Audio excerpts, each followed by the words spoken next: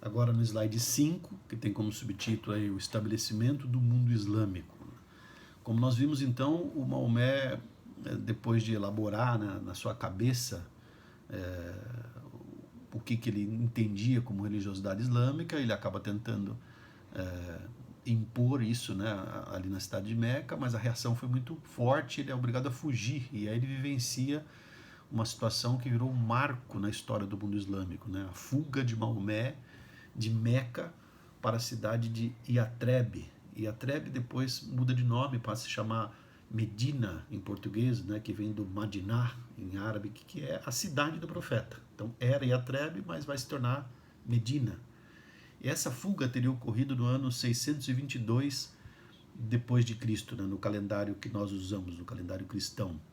E como ela foi um marco muito importante dentro da cultura islâmica, eles usam isso como referência inicial do calendário árabe. Então, o que é para o calendário cristão o ano 622 depois de Cristo, para o islâmico é o ano 1. É aí que começa a marcar o calendário árabe. Então, a Hégira, esta fuga de Maomé de Meca para Medina, depois de quase ser morto lá em Meca, marca então o início do calendário árabe. Aí ele vai para a cidade de Yatreb, que vai se transformar em Medina, né, cidade do profeta, e lá ele consegue convencer várias pessoas, até a maioria familiares dele mesmo, da sua ideia monoteísta, né, da sua ideia religiosa.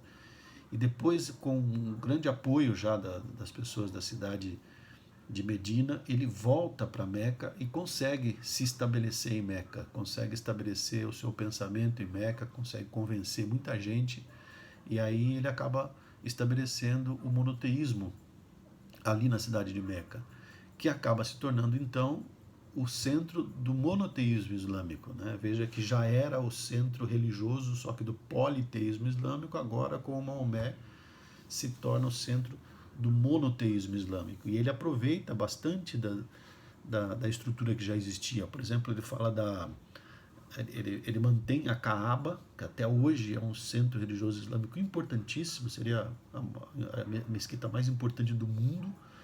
Ele mantém a Pedra Negra, né, que era o centro de comunicação lá, um artefato de comunicação com os deuses, agora é com o Deus único que ele representa, e até hoje é importantíssimo tudo isso, né? Então você vê que ele mantém alguma coisa da cultura politeísta, não a crença em vários deuses, mas a estrutura como a Kaaba, como a Pedra Negra e tudo mais.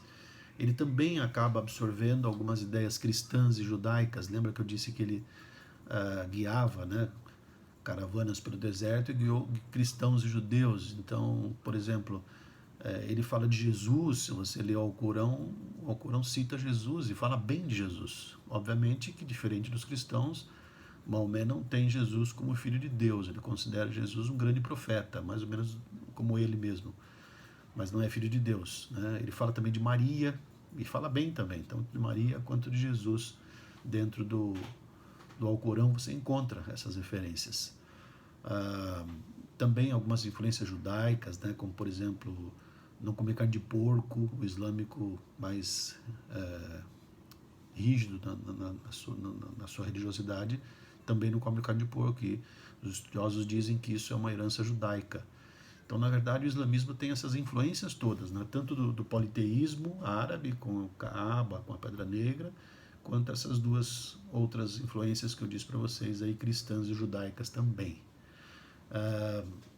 Basicamente, o Maomé estabelece 5 pilares do islamismo, né? 5 obrigações que todo islâmico deve cumprir para ser islâmico. E ele estabeleceu isso lá no finalzinho do século VI, no início do século VII, e isso é válido até os dias de hoje. Então, por exemplo, para você ser um islâmico, você tem que acreditar que só Alá é Deus, né? Alá é o nome que os islâmicos dão para o mesmo Deus que os judeus chamam de Yahvé e que os cristãos chamam de Deus. É o mesmo. As 3 religiões monoteístas no mundo, as maiores, né? Essas 3 maiores, judaísmo, cristianismo e islamismo, adoram o mesmo Deus, mas dão nomes diferentes para eles. Então, primeira coisa, acreditar que só Alá é Deus, né? Já estabelece o monoteísmo logo de cara. E o Maomé, o seu último profeta. Né? Eles entendem que os outros profetas na Bíblia também eram importantes, desde Abraão, né, que é considerado pelos islâmicos também o primeiro e mais importante, depois passa por Moisés, né, passa por Jesus e agora o último, Maomé.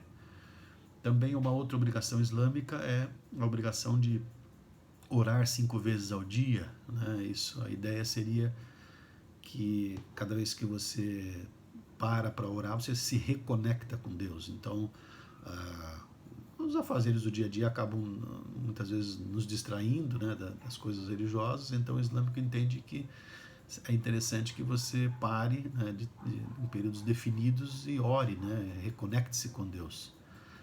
Também uma outra obrigação é dar esmolas conforme as posses, né? Se você tem muito, dá muito, tem médio, dá médio, tem pouco, dá pouco, né? Imagino eu que não tem nada, recebe então, né? Uma coisa equilibrada nesse sentido.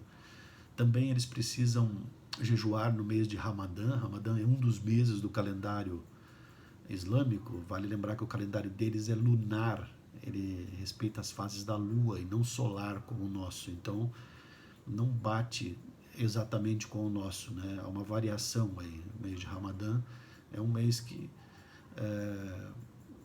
eles devem jejuar, né? Eles não comem durante o dia, mas à noite eles comem. Isso, segundo um líder islâmico que eu conheci, ele dizia que isso tinha a ver com você tentar experimentar o que é ter fome para não perder a empatia com quem tem, né? Especialmente numa região onde comida não é fácil. Então esse é um exercício também interessante. Também eles dizem que o seguidor islâmico deve tentar ir a Meca, a cidade sagrada, onde está a Kaabe, a Pedra Negra, pelo menos uma vez na vida, desde que tenha condições econômicas de ir.